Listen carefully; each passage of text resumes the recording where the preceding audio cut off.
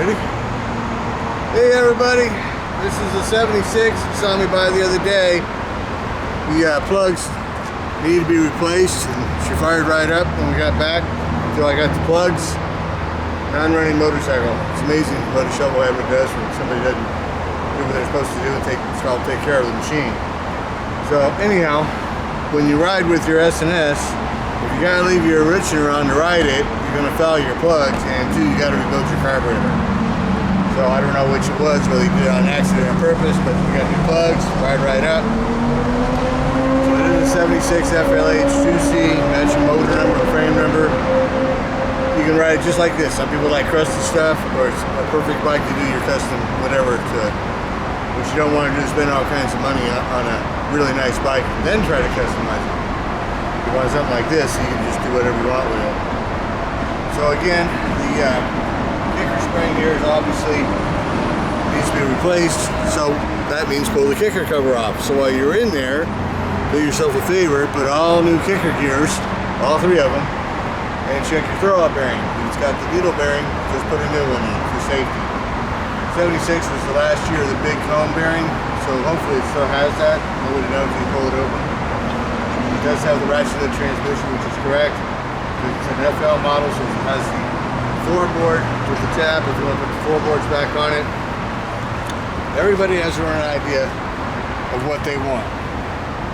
So it's a nice, crusty, good running bike for you to either ride the shit out of it like it is, or customize it how you want to do it. So we're fired up, take it up and down. Right now. So the brake master cylinders, front and rear brake, are reproduction. I would definitely replace them with originals. So they do need a little pump up.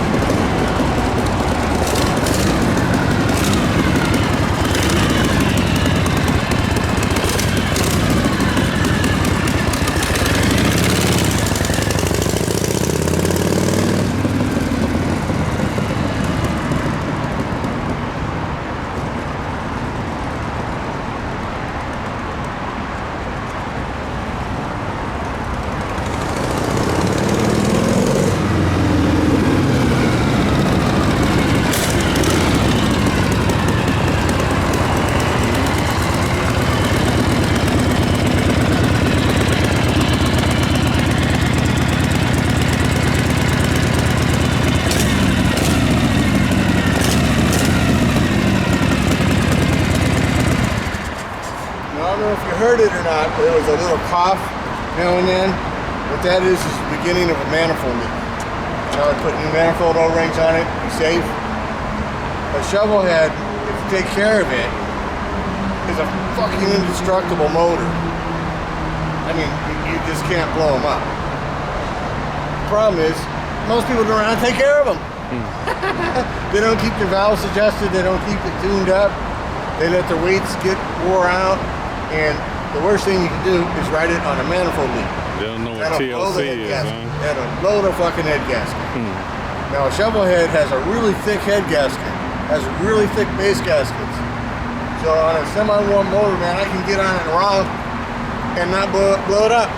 You'll blow up the base gaskets on the Evo, you'll crack the heads on the knucklehead, you'll crack the cylinders on the flathead, the panhead is going to hate you for it. The shovel head will be like, oh, we're riding, that's good, let's go. This thing's geared really high. I couldn't even get it out of first gear. So the man told me he went 80 miles an hour all the way across from North Dakota to here. After riding this, I believe everywhere it's geared super high. I can usually hit third gear in parking lot. I couldn't even begin to get out of first gear. I was doing about 15 by the time I let the clutch out all the way. It's high gear. I came from North Dakota. That's wide open country and people ride fast. So what does high gear mean? High gear, that is the ratio of the rear and the sprocket. So usually you got a 51 rear tooth and the stock on the FL is 22 or 23 on the training sprocket. You can go as high as 26. So the chain is good. It does need to be adjusted. I haven't been into the clutch. It's a used bike, maintenance it. That means every 5,000 miles you're pulling your clutch apart, like on my 4-speed clutch video, and maintaining it properly.